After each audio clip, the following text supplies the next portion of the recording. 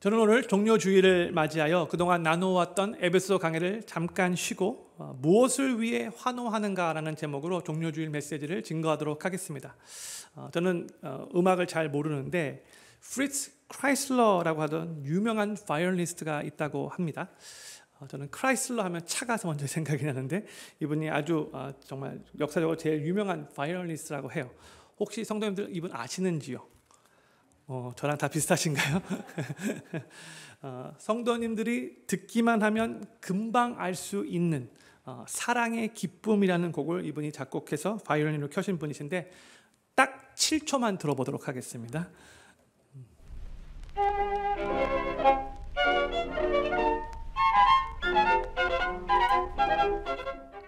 네, 다 아시는 노래죠. 네, 요거는 다 아시죠. 누가 했는지 몰랐지만 이 사람이 음악 세계에서는 역사상 최고의 바이올리니스트라고 이렇게 하는데 어느 날 이분이 어느 파티에 초대를 받아서 갔어요. 근데 파티 분위기가 너무나 깔아앉고 썰렁했다고 합니다. 그래서 이분이 분위기를 좀 업시키기 위해서 본인이 알고 있었던 카드 마술을 그 사람들 앞에서 선보였는데 그랬더니 정말로 분위기가 많이 좋아졌다라고 해요. 그리고 나서 이제 한 사람이 이 크라이슬러에게 다가와서 다음 주에 우리 집에서도 파티를 하는데 와달라고 이렇게 초청을 했습니다.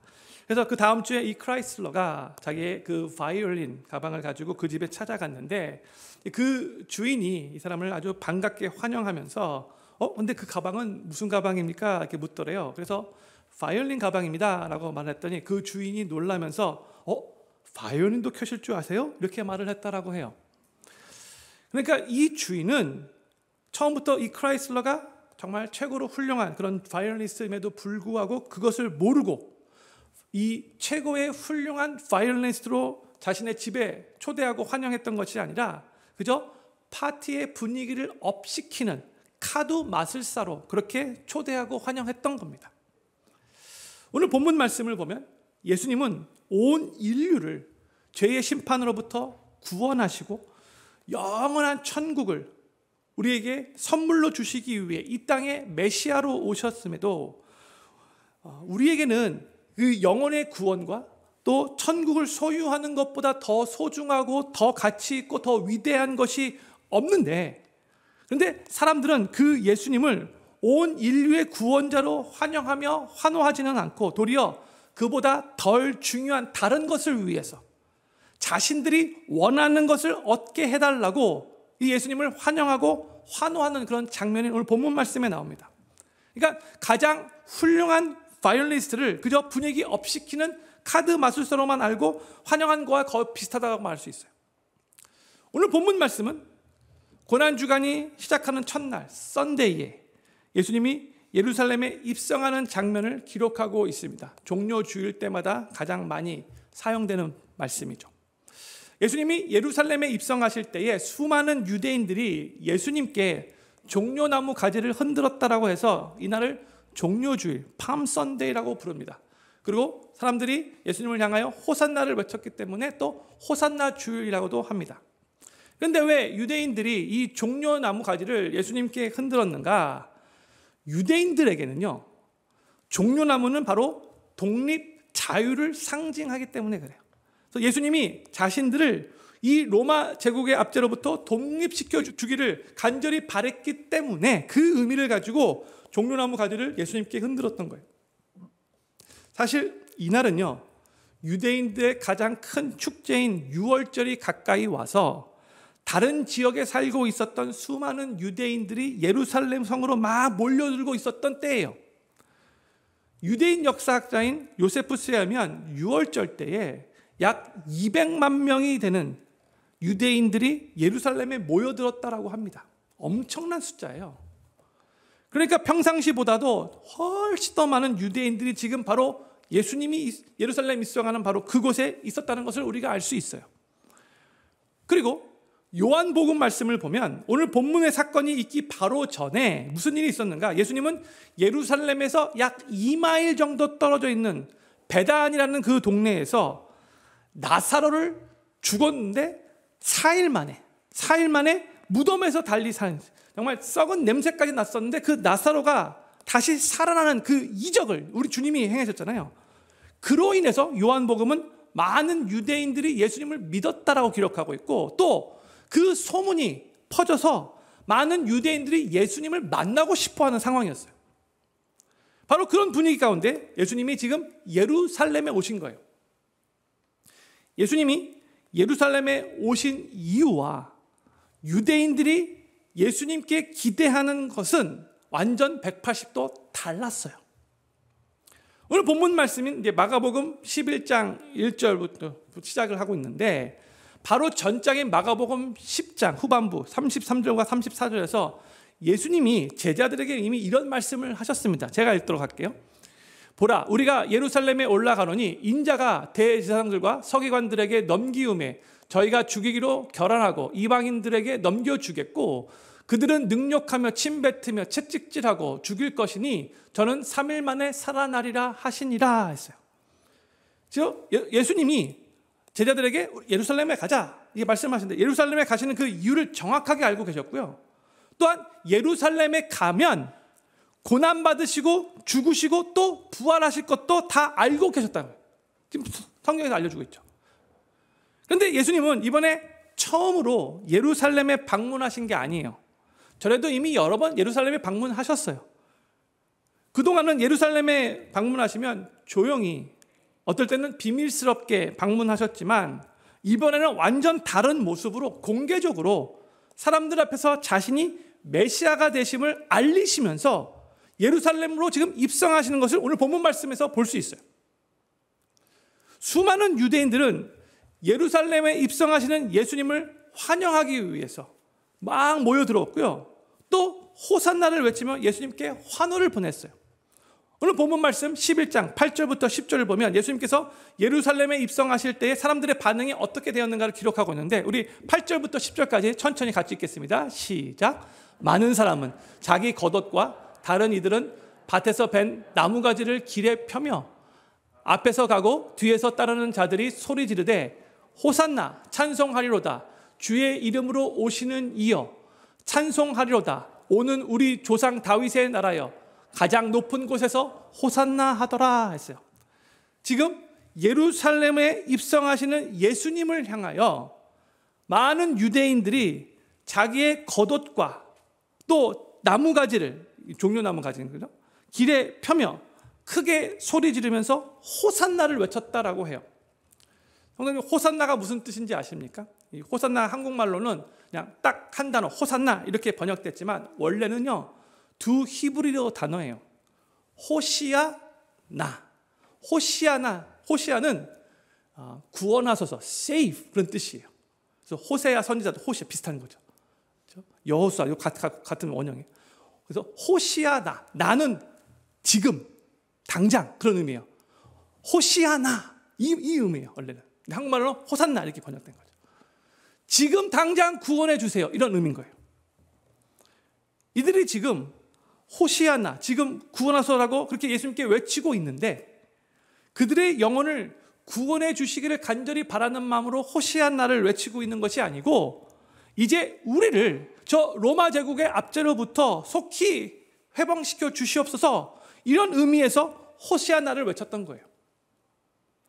이 유대인들은 지금 예수님을 자신들의 정치적인 메시아로, 로마 제국을 물리치고 예루살렘을 정복해야 할 정복자로, 자신들의 세큘러, 세상적인 왕으로 생각하며 환호했던 거예요. 그런데 예수님은 온 인류의 죄를 친히 짊어지시고 하나님의 아들로 이 땅에 오신 거잖아요. 그래서 십자가에서 우리 죄를 대신 지시고 죽으심으로 구원의 길을 활짝 열어주시기 위해서 이 예루살렘에 지금 오신 건데, 유대인들은 지금 자신들의 독립과 해방만을 위해서 오신 거라고 그렇게 생각하고 있었던 거예요. 그런데 지금 유대인들은 뭘 잘 모르고 있는 상황이에요. 잘못된 동기로 지금 예수님을 막 환영하고 환호하고 있어요. 그런데 그럼에도 불구하고 예수님은 지금 의도적으로 이 예루살렘 입성을 아주 중요한 영적인 의미를 부여하시면서 이 일을 지금 진행시키고 있다는 거죠. 전에는 한 번도 이렇게 예루살렘 입성하는 것을 부각시킨 적이 없었는데 지금 처음이자 마지막으로 이렇게 하고 계시는 거예요. 왜 그런가? 예수님은 이제 5일 후가 되면 십자가에서 고통받으시며 죽으실 것을 예수님 스스로 잘 알고 계셨어요. 근데 인간들의 눈으로 볼 때에 나중에 예수님이 십자가에서 못 박혀 죽으실 때 저 실패했구나 이렇게 사람들은 생각하겠지만, 근데 그 십자가의 죽음은 죄악에 빠진 온 인류를 구원하는 그 구원의 길을 활짝 여는 놀라운 주님의 계획이었기에 예수님은 지금 사람들이 그걸 전혀 이해하지 못하고 있어도 여전히 지금 저들의 그 영적인 메시아로, 저들의 스피리추얼 킹으로 구약에 예언된 하나님의 말씀을 하나하나 성취하시면서 지금 예루살렘으로 영적인 왕으로 입성하고 계시는 거예요. 그런데 저희는 이 시간에 예수님이 예루살렘에 입성하실 때 타고 계셨던 그 나귀에 대해서 잠깐 생각해 보고 싶어요. 오늘 본문 말씀 마가복음 11장 2절을 보면은 아직 아무 사람도 타보지 않은 나귀 새끼라고 그렇게 기록되어 있어요. 그러니까 태어난 지 얼마 되지 않은 아주 작은 나귀 새끼예요. 우리는 보통 이제 나귀 보통 말하는데 성경에서는 나귀 새끼라고 그렇게 번역되었어요. 어린 나귀 새끼예요. 근데 보편적으로 왕이 어느 성에 이제 입성하게 될 때는 아주 크고 멋진 말을 타고 입성하잖아요. 그렇죠? 말이 크면 클수록 그 왕에 더 좋은 거예요. 그 말에 올라탄 그 왕의 권위와 그 위상이 비례하여 더 커지게 되는 거죠. 그런데 지금 예수님은 하나님의 아들, 온 우주 만물의 창조주신데 지금 메시아라는 그 타이틀의 격에 맞지 않게 아주 작고 아주 초라한, 태어나지도 얼마 되지 않는 이 나귀 새끼를 타고 입성하고 계시는 거예요. 그림이 그려지십니까? 아직 아무도 타보지 않은, 태어난 지 얼마 되지 않은 바로 이 나귀 새끼를 타고 계신데 이 나귀 새끼의 사이즈가 어느 정도 되었을까요? 사진 한번 볼게요. 바로 조 사이즈밖에 되지 않아요. 한 번도 사람이 타보지 않은 나귀 새끼예요. 남자 어른이 저 나귀 새끼를 타면 그 몸무게를 감당할 수 있을까? 이런 생각이 들 정도로 그만큼 보잘것없이 아주 초라한 작은 동물이었어요. 예수님이 바로 이 조그만 작고 초라한 이 나귀 새끼를 타고 예루살렘에 입성하신 거예요. 예수님이 저 나귀 새끼를 타고 입성하시면서 사람들 앞에서 막 환호 받는 거 한번 생각해 보세요. 그림 그려지십니까? 좀 뭐가 그림이 이상하게 보이겠죠. 근데 그 일을 하셨다는 거예요. 왜 예수님이 이렇게 초라하고 아주 작은 나귀 새끼를 타고 입성하셨는가? 그 이유는 구약 성경에서 그렇게 예언되었기 때문이고 그 말씀을 그대로 성취하기 위해서예요. 오늘 저희가 이미 여러 번 읽었는데 스가랴 9장 9절 말씀 같이 한번 읽겠습니다. 시작. 시온에 따라 크게 기뻐할지어다. 예루살렘에 따라 즐거이 부를지어다. 보라, 내 왕이 내게 임하나니 그는 공의로우며 구원을 베풀며 겸손하여서 나귀를 타나니 나귀의 작은 것 곧 나귀 새끼니라 했어요. 구동문에도 이 말이 나왔죠. 스가랴 선지자는 예수님이 오시기 약 480년 전에 앞으로 오시게 될 메시아에 대해서 예언을 한 선지자인데 그 메시아가 왕으로 임한다라고 선포하면서 그는 겸손하여서 나귀 새끼를 타신다라고 또 예언했어요. 그리고 예수님은 지금 그 예언의 말씀을 그대로 본인이 성취하고 계시는 거예요. 나귀는 유대인들에게 세 가지를 상징하는 동물이라고 합니다. 첫째는 겸손, 둘째는 섬김, 세 번째는 짐을 지는 동물. 나귀 하면 딱 유대인들은 바로 이 이미지를 딱 떠올랐어요. 근데 이게 바로 예수님이 나귀를 타신 이유예요. 예수님은 이 땅에 메시아로 왕으로 오셨지만 세상 사람들이 생각하는, 지금 유대인들이 생각하는 사람들 위에서 그렇게 막 군림하는 물리적인 나라를 막 세우는 그런 세큘러 킹이 아니라 겸손하게 섬기는 왕으로, 험블 킹으로, 특히 우리의 모든 멍에를 지고 십자가를 지시기 위해 오신다는 거예요. 이것을 지금 나귀 새끼를 타고 있는 그 모습을 통해서도 우리에게 보여주고 계시는 거예요.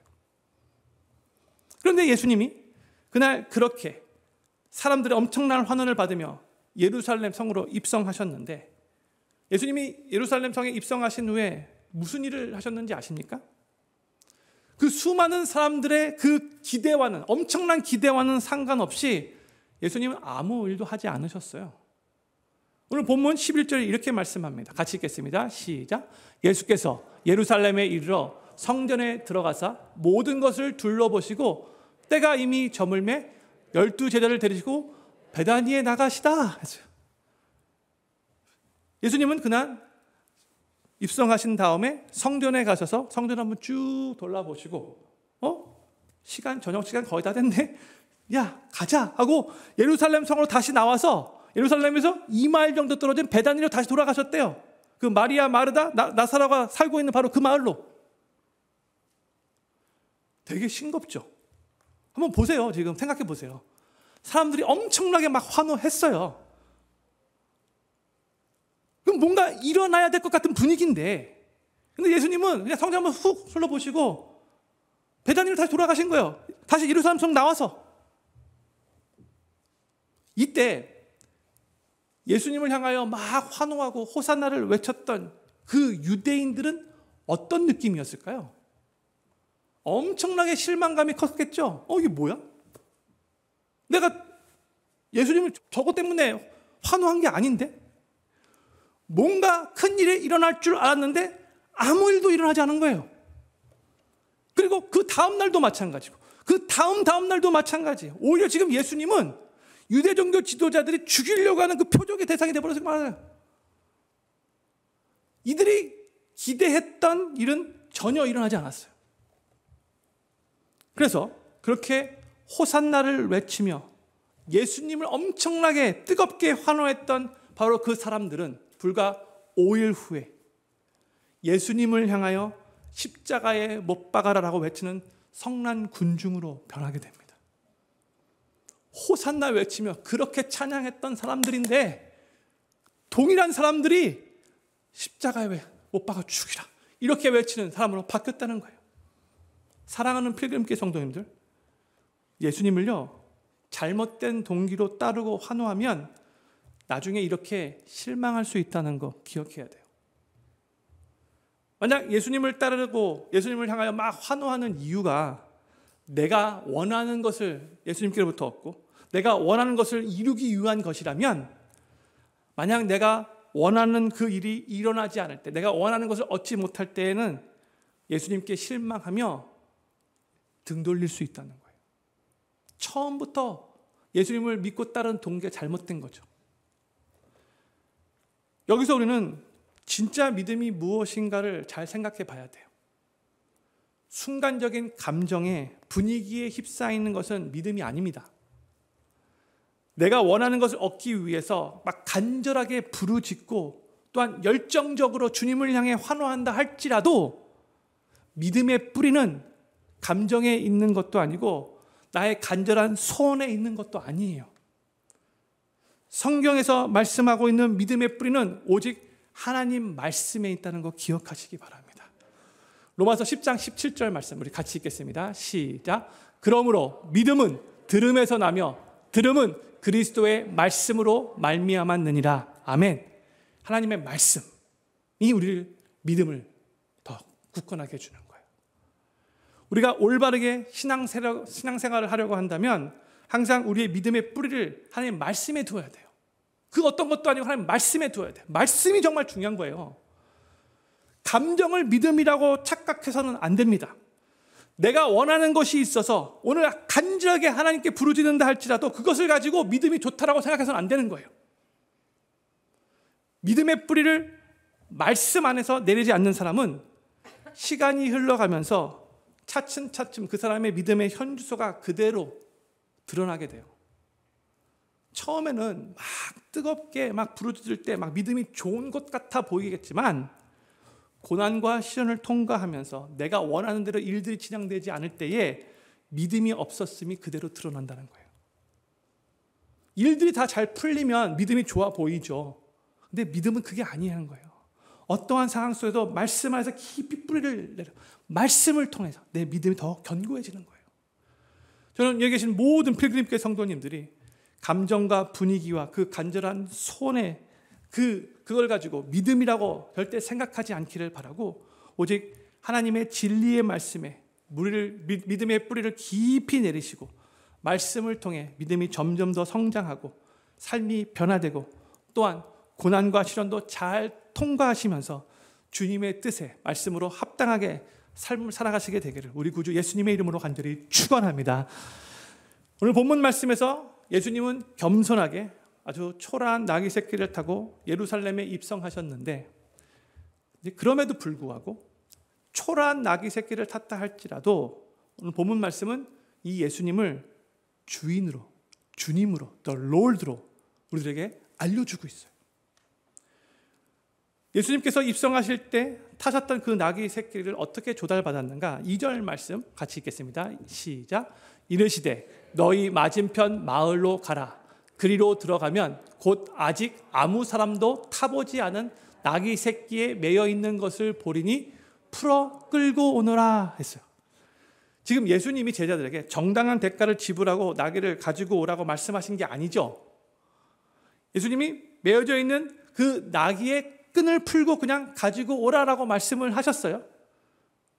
지금 예수님이 남의 거 조용히 도둑질 해가지고 가지고 오라고 명령하신 것 같이 들려요. 왜 그러지 예수님? 그런데 제자들은 예수님이 이렇게 말씀하실 때 왜 그래요? 우리 것도 아닌데 가져도 돼요? 이렇게 토달지 않고 그냥 그대로 받아들여요. 예수님 하신 말씀을. 그리고 예수님은 제자들에게 또 이렇게 말씀을 3절 말씀 같이 읽겠습니다. 시작. 만일 누가 너에게 왜 이리 하느냐 묻거든 주가 쓰시겠다 하라. 그리하면 즉시 이리로 보내리라 하시니 했어요. 지금 여기서 예수님이 자신을 주, 영어로 보면 The Lord 라고 말씀하고 계시죠. 그런데 성도님들, 이게 바로 예수님이 스스로를 주라고 The Lord라고 선포하신 최초의 말씀이에요. 이전에 한 번도 예수님은 자기 자신을 주라고 표현하신 적이 없어요. 근데 이제 십자가를 지실 날이 얼마 남지 않아 5일 남아서 바로 이 시점에서 예수님은 자기 자신을 주 되시는, 주가 되시는 거로 지금 명확하게 알리시고 계시는 거예요. 주가 쓰시겠다. The Lord has a need of it. 이렇게 말하고 있죠. 사랑하는 필요교회 성도님들, 우리 예수님은 그 나귀의 주인이 되실 뿐만이 아니라 또한 우리의 삶의 주인이 되시고 또 온 우주 만물의 주인이 되십니다. 또한 예수님은 우리가 소유하고 있는 모든 것의 주인이 되십니다. 아멘이십니까? 아멘. 예수님의 제자들은 주 대신, 더 롤 대신 예수님의 그 명령에 그대로 순종했고요. 또한 제자들이 주가 쓰시겠다라고 말하며 그 나귀 새끼를 끌고 갈 때에도 사람들은 거기에 아무런 의의를 제기하지 않고 그냥 주님이 쓰시도록 그대로 가지고 가게 했어요. 5절과 6절 말씀 같이 읽겠습니다. 5절 6절 시작. 거기 섰는 사람 중 어떤 이들이 가로되 나귀 새끼를 풀어 무엇하려느냐 하매 제자들이 예수의 이르신 대로 말한데 이에 허락하는지라 했어요. 제자들은 주가 쓰시겠다 하라, 예수님이 이르신 대로 그대로 말했는데 사람들이 오케이, fine, take it 이렇게 했다는 거예요. 근데 성도님들, 우리의 삶도 이렇게 돼야 돼요. 예수님이 나를 주님의 일을 위해서 쓰시겠다, 주가 쓰시겠다라고 말씀하실 때에 우리도 그것을 주님의 뜻으로 받아들이며 기꺼이 fine, take it, Lord. 기꺼이 순종할 줄 알아야 된다는 거예요. 아까도 말씀드렸듯이 우리의 모든 것은 다 주님의 거예요. 사실 내게 아니고 주님이 나에게 잠시 맡기신 거죠. 우리는 그냥 청직이에요.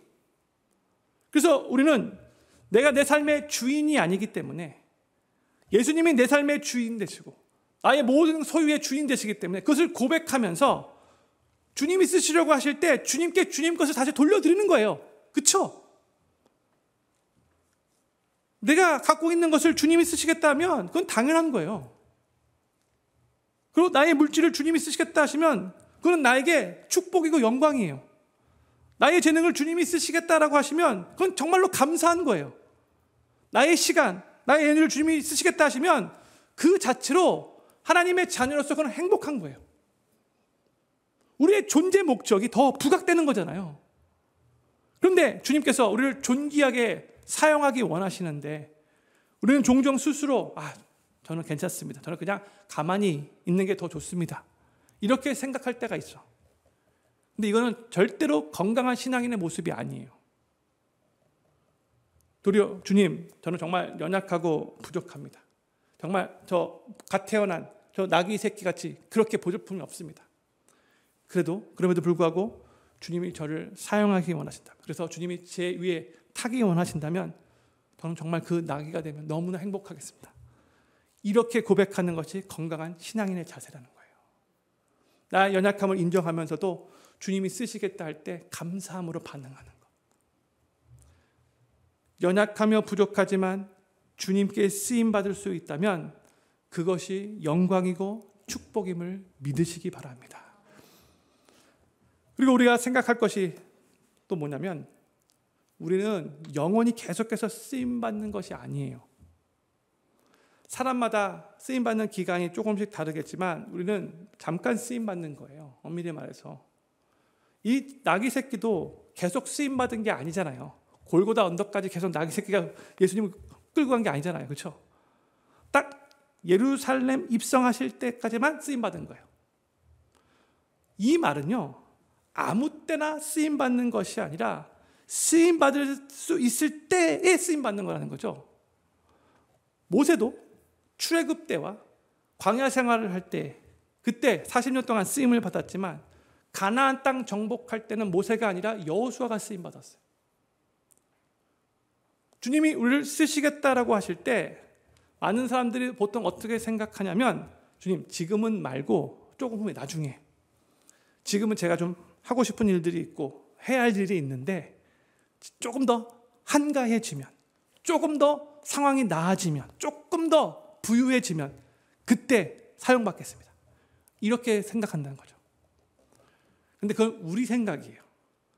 그 사용받는 시간을 우리가 정하는 게 아니에요. 나중에 쓰임받고 싶어도 쓰임받지 못할 때가 와요. 그러면 후회함이 우리 안에 생기는 거죠. 우리 주님께서 우리에게 건강을 허락해 주실 그때에 주님이 쓰시고자 하실 바로 그때 쓰임받아야 하는 거예요. 내 스스로 지금은 아니고 나중에요. 이렇게 생각하면 안 된다는 거예요. 그 성도님들 또 이거 하나 기억하실 수 있기를 바라요. 주님께서 쓰시겠다 하시고 또 나도 정말 많이 부족하지만 주님께로부터 쓰임받기를 원하는 마음이 있다면 그때에 우리 삶에 매어져 있던 것들이 풀려지는 은혜가 있다는 거. 먼저 매여 있는 것이 풀어져야지만 주님께서 쓰일 수 있는 거잖아요. 그렇죠? 매여 있는 상태로는 주님이 쓰실 수 없어요. 그렇죠? 그래서 매었던 것이 먼저 풀어져야 돼요. 이 지금 나귀 새끼도 매여 있다가 주님이 쓰시겠다니까 풀어진 거잖아요. 성도님들 삶 가운데 알게 모르게 매어져 있는 것들이 있을 수 있어요. 어떤 사람은 열등감에 매여 있을 수 있어요. 어떤 사람은 교만에 매여 있을 수 있고요. 어떤 사람은 잘못된 그 악습 습관에, 어떤 사람은 정욕에, 또 어떤 사람은 우울증에, 어떤 사람은 질병에, 어떤 사람은 잘못된 만남에, 어떤 사람은 과거에 받은 상처에 매여 있을 수 있어요. 그런데 매었던 것이 먼저 풀어져야 합니다. 주님께서 우리를 사용하기 원하시고 또한 우리도 주님께 쓰임받기를 간절히 원한다면 우리 주님께서 먼저 풀어주시고 자유케 해주시는 그 은혜를 경험하시게 될 겁니다. 찬양 사역자이면서도 한동대학교 교수인 우리 조준모 교수가 이 본문 말씀을 토대로 행복한 낙이라는 찬양을 만들었어요. 가사가 이렇습니다. 주님, 저는 그 행복한 낙이 되고 싶어요. 묶여있는 저를 풀어주세요. 세상의 욕심에, 죄에, 나 자신에 묶여있는 저를 풀어주세요. 그리고 주님을 섬기게 하세요. 주님을 등에 업고 살게 하세요. 그러면 세상은 나를 보지 않고 내 등에 업힌 주님을 보게 되겠죠. 주님, 저는 그 행복한 낙이 되고 싶어요.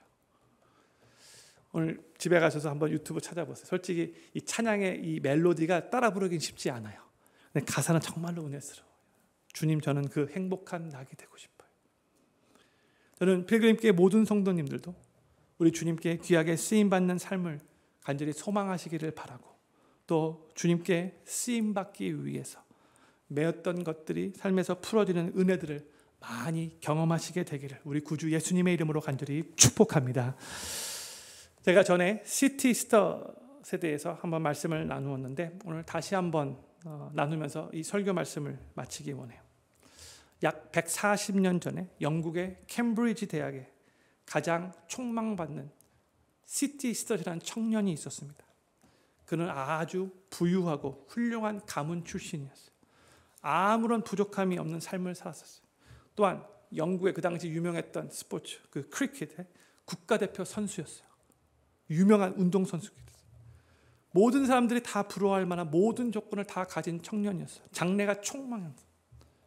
그런데 어느 날 그는 그의 캠브리지 대학교 친구들 6명과 함께 선교사로 나갈 것을 헌신합니다. 그들의 그 결정에 주변의 많은 사람들은 정말로 어리석은 결정이라고 막 비난을 쏟아부었어요. 어떻게 이렇게 공부도 잘하고 배경도 좋고 모든 것이 다 잘 나가는데 그걸 다 내려놓고 선교사로 나갈 수 있습니까? 정신 차리십시오. 이런 의미죠. 그런데 그때 이 시티 스터시 자신의 전기에 이런 고백을 했어요.